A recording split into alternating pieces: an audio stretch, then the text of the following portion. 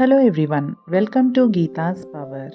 Today let us know the second verse of third chapter in the Bhagavad Gita.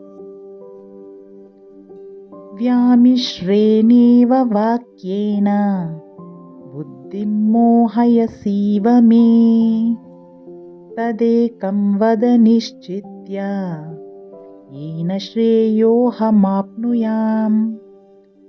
The translation of this verse is, you are, as it were, puzzling my mind by these seemingly conflicting expressions.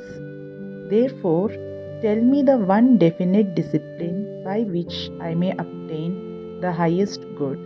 Hare Krishna.